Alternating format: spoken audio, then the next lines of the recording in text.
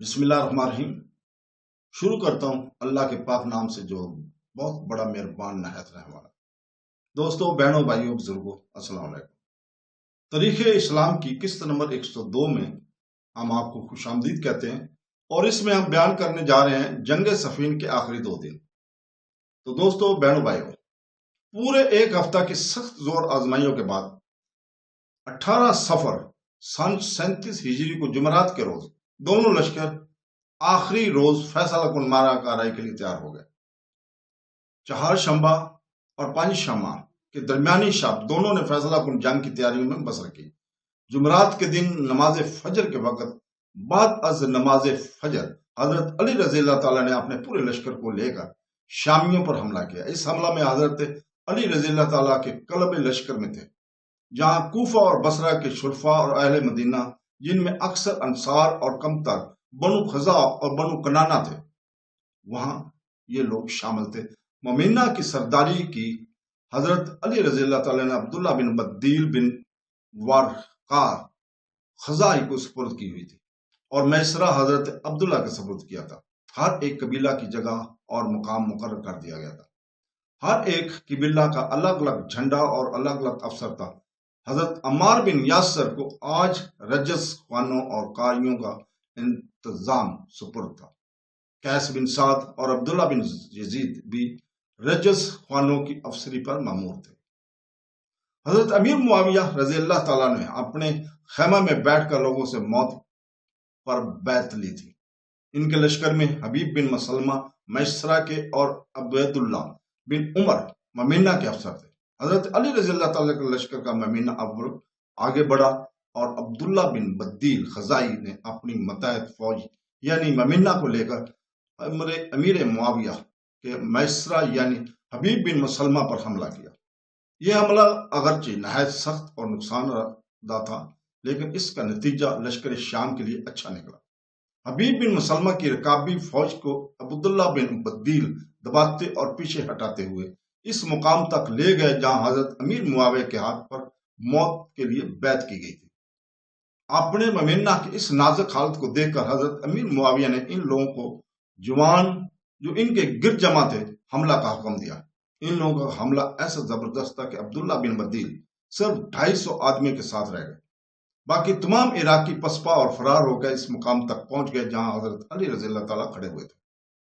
اپنے ممینہ کی ایسی ابتر حالت دیکھ کر حضرت علی رضی اللہ تعالیٰ سے سہیل بن حنیف کو اہل مدینہ کا افسر بنا کر عبداللہ بن عدیل کی حفاظت اور امانت کے لیے روانہ کیا، لیکن شامیوں نے سہیل بن حنیف کو عبداللہ بن بدیل تک نہ پہنچنے دیا، اور تھوڑی دیر کے بعد عبداللہ بن بدیل شامی لشکر کے ساتھ سے ماں اپنے رابیوں کے کام آئے۔ ادھر ممینہ کی یہ شکست حضرت علی رضی اللہ تعالیٰ کو اپنی طرف متوجہ کیے ہوئے تھی کہ ادھر ان کے میسرہ کو بھی شامیوں کے مقابلے میں ہزیمت ہوئی۔ میسرہ میں صرف ایک قبیلہ ربیہ و مروی اور استقلال کے ساتھ اپنی جگہ پر قائم رہا، باقی دستے فرار ہونے پر مجبور ہو گئے۔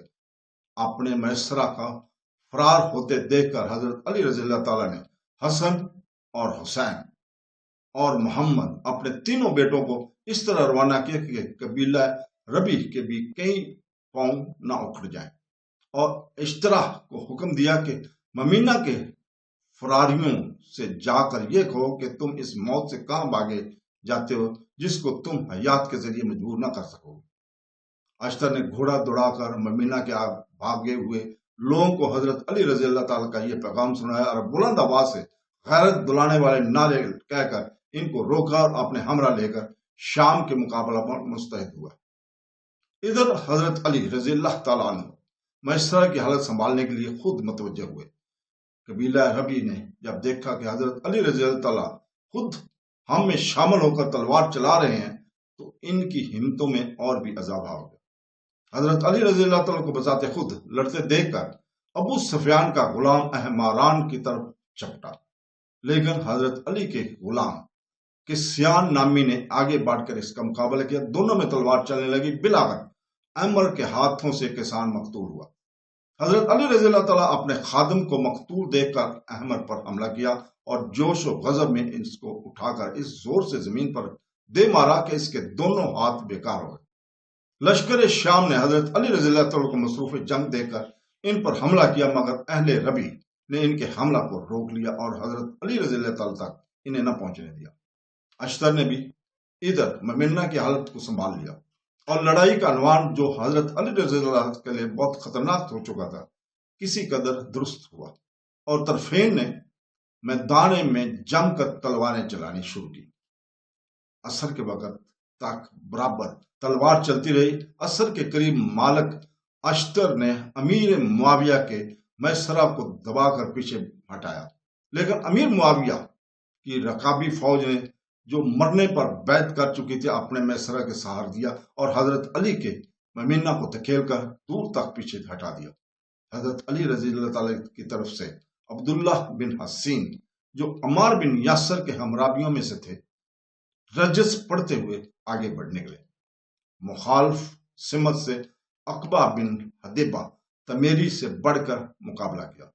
عقبہ کے مارے جانے پر شامیوں کی طرف سے سخت حملہ ہوا اور اہل عراق کو بہت نقصان برداشت کرنا پڑا، لیکن وہ اپنی جگہ پر قائم رہے۔ حضرت علی رضی اللہ تعالیٰ میسرہ کی طرف سے ممینہ والوں کی ہمت نہ بڑھانے اور ان کی لڑائی کی ترکیب دینے کے لیے تشریف لائے۔ یہاں خوب جم کر نہایت زور شور سے تلوار چلتی رہی۔ ادھر ذوالقلع تیسری اور عبیداللہ بن عمر نے حضرت علی رضی اللہ تعالیٰ کے میسرہ پر اس شدت سے حملہ کیا کہ قبیلہ ربی کا حکم بھی اپنی جگہ پر قائم نہ رہ سکا اور کشتیوں کے پشتے لگ گئے۔ میسرہ کی اس تباہ حالت کو دیکھ کر عبد القیس نے آگے بڑھ کر ربی کو سنبھالا اور اہل شام کو پیش قدمی کو روکا۔ اس بروقت امداد سے میسرہ کی حالت پھر سنبھل گئی اور اتفاق کی بات کہ ذوالقلع حمیری اور عبید اللہ بن عمر دونوں لڑائی میں کام آ گئے۔ غرض صبح سے شام تک ممینہ اور میسرہ سے بڑے زور شور سے تلوار چلتی رہی، مگر دونوں فوجوں کے قلب ابھی تک ہنگامہ کار شور و غور اور شور و غل سے خالی اور خاموش تھے۔ آخر حضرت علی رضی اللہ تعالیٰ کی طرف سے حضرت عمار بن یاسر نے بلند آواز سے لوگوں کو مخاطب کر کے کہا کہ جو شخص اللہ تعالیٰ کی خوشنودی حاصل کرنا چاہتا ہو اور اس کے مال اور اولاد کی طرف واپس جانے کی خواہش نہ ہو وہ میرے ساتھ آ جائے۔ وہ یہ کہتے ہوئے چلے اور ان کے ساتھ بہت سے لوگ مارنے اور مرنے پر مستعد ہو کر شامل ہو گئے۔ آخر وہ حضرت علی رضی اللہ تعالیٰ کے علمبردار ہاشم بن عتبہ کے پاس پہنچے اور وہ بھی علم لیے ہوئے ان کے ساتھ ہو لیے۔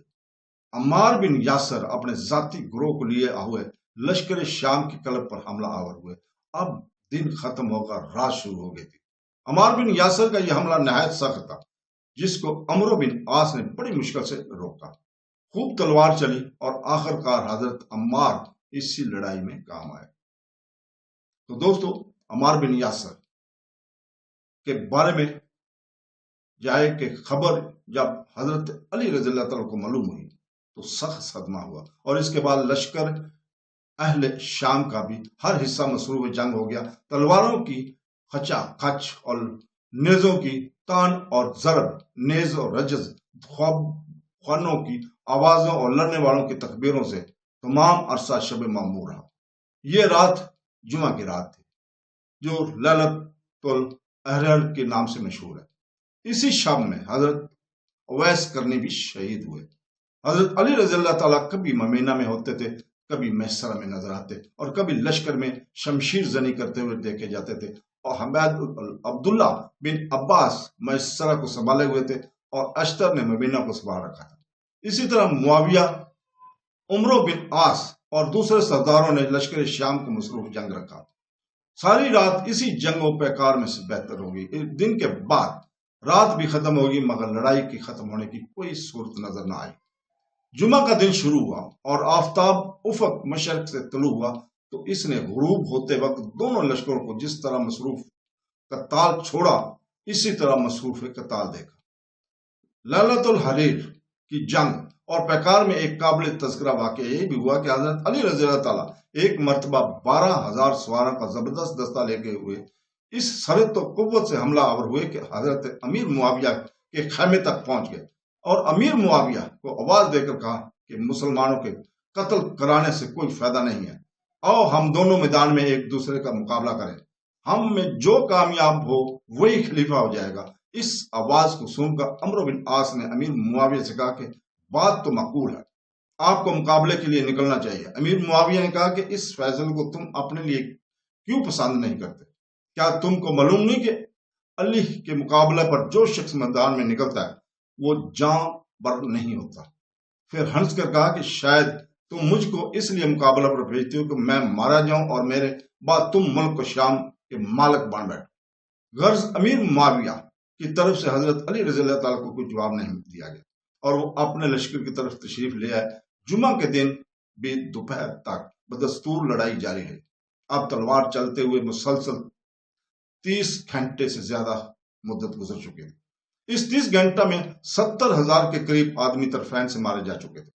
اسلام کی اتنی بڑی طاقت کا آپس میں لڑ کر ضائع ہونا سب سے بڑی مصیبت تھی جو اس 30 گھنٹے کی منحوس مدت میں مسلمانوں پر وارد ہوئی۔ 70,000 ایسے بے نظیر بہادروں کو قتل کرا کر تو مسلمانوں نے نہ صرف اس زمانہ کی ساری دنیا کی بلکہ ایسی کئی دنیاؤں کی فتح کر سکتے تھے۔ جب دوپہر ڈھل گئی تو مالک اشتر نے اپنا متعلقہ حصہ فوج کا چارج ایان بن جوزہ کو سپرد کیا اور خود سواروں کی جماعت کو ایک طرف لے کر جا کر اہل شام پر حملہ کرنے اور جان دینے کی ترغیب دی۔ سواروں نے اس بات کا اقرار کیا کہ ہم فتح حاصل کیے بغیر جان دیے بغیر واپس نہ آئیں گے۔ سواروں کا ایک حصہ حضرت علی رضی اللہ تعالیٰ کے رکاب میں رہا اور بڑے حصہ کو اس طرح نے لے کر ایک مناسب سمت سے شامی لشکر پر حملہ کیا۔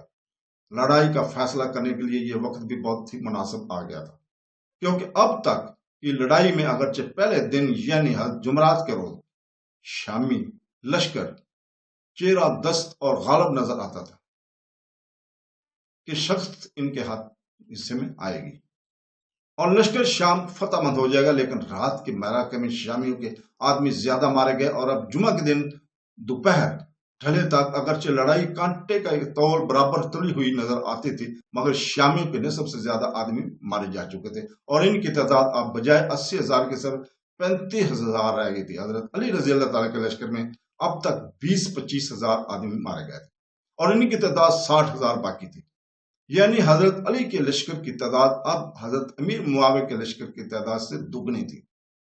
ایسی حالت میں حضرت علی رضی اللہ تعالیٰ کے لیے موقع تھا کہ وہ دشمن کو مصروف جنگ رکھتے ہوئے اپنی فوج کے معقول حصہ کو جدا کر کے مشغول دشمن کے پہلو اور پشت پر ایک زبردست ضرب لگائے کہ اس کا کام تمام ہو جائے اور لڑائی کا نتیجہ فتح کی شکل میں فوراً برآمد ہو جائے۔ چنانچہ مالک اشتر نے اپنا فدائی سواروں کے ساتھ ایک نہایت ہیبت ناک حملہ کیا۔ یہ حملہ سواروں ہی کے ذریعے ہونا چاہیے تھا، کیونکہ جو فوج 30 یا 32 گھنٹہ سے برابر مصروف جنگ تھی، اس کے سپاہیوں میں جسمانی طاقت بہت کچھ ضعف اور تھکان کی مغلوب ہو چکی تھی۔ ایسے سپاہیوں کے حملے میں معروف کن شان کا پیدا کرنا آسان نہ تھا، لیکن گھوڑوں کو اب تک زیادہ کام نہ کرنا پڑا تھا اور وہ پیدل سپاہیوں کی نسبت یقیناً تازہ دم تھے۔ اشتر نے برق کی طرح تیزی کے ساتھ حملہ کیا، صفوں کو رونتا ہوا دھکیلتا ہوا شامیوں کے قلب لشکر تک پہنچ گیا۔ حضرت علی رضی اللہ تعالیٰ نے جب اشتر کے کامیاب حملے کرتے اور اس کے علم کو دم بدم آگے بڑھتے ہوئے دیکھا تو ادھر سے اپنے رکابی سواروں کی بھی دستے بعد دگرے بھیجنا شروع کیا تاکہ اس حملہ کی ترقی کسی جگہ رکنے نہ پائے۔ اشتر بدم زیادہ طاقتور ہونا چاہیے۔ اس تدبیر کا تیر ٹھیک نشانے پر بیٹھا۔ شامی فوج کا علمبردار بھی اشتر کے ہاتھ سے مارا گیا اور عمرو بن عاص اور حضرت معاویہ کی فروگاہ کے سامنے کشت و خون ہونے لگا۔ اشتر کے حملہ آور ہونے کا وقت شدت جنگ کی وجہ سے دونوں فوجوں کا پھیلاؤ سمٹ چکا تھا۔ ممینا اور میسرہ اپنے اپنے قلب کے ساتھ مل کر ایک ہو گئے تھے اور پوری تیزی سے ایک دوسرے کے قتل کرنے میں مصروف تھے۔ اگر ممینے اور میسرے پھیلے ہوئے ہوتے اور لڑائی کے مرکز ہوتے تو اشتر کا یہ حملہ کوئی قطعی فیصلہ نہیں کر سکتا تھا، کیونکہ فوج کے ایک حصے کا زور بآسانی دوسرے حصے کی جانب منتقل کیا جا سکتا تھا اور سپہ سالار اعظم کوئی نہ کوئی تدبیر نکال سکتا تھا۔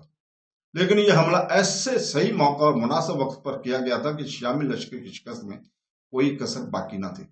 لشکر شام کے سردار حریف کے اپنے قلب لشکر میں چیرہ دست اور اپنے علمبردار کو مقتول دیکھ کر خواص باختہ ہو چکے تھے۔ ساری کی ساری طاقت اپنے مد مقابلہ سے زور آزمائی میں مصروف تھی اور ان اچانک آپ پڑنے والے حملہ آوروں کی مدافعت کے لیے کوئی محفوظ طاقت باقی نہ رہی تھی۔ ابھی تک شامیوں نے میدان جنگ سے منہ نہیں موڑا تھا اور ابھی تک وہ کسی طرح شکست خوردہ نہیں ہو سکے تھے، لیکن ان کی شکست پانے اور ہزیمت یافتہ ہونے میں اب گھنٹوں نہیں بلکہ منٹوں کی دیر تھی کہ حضرت عمرو بن عاص کی انگشت تدبیر کی ایک اشارے نے نتیجہ جنگ کو ادھر سے ادھر پلٹ دیا۔ تو دوستو، اس کے ساتھ ہی ہم آج آپ سے اجازت چاہتے ہیں۔ کل انشاءاللہ تعالی اسی وقت پھر ہم آپ کے سامنے حاضر ہوں گے۔ اللہ حافظ۔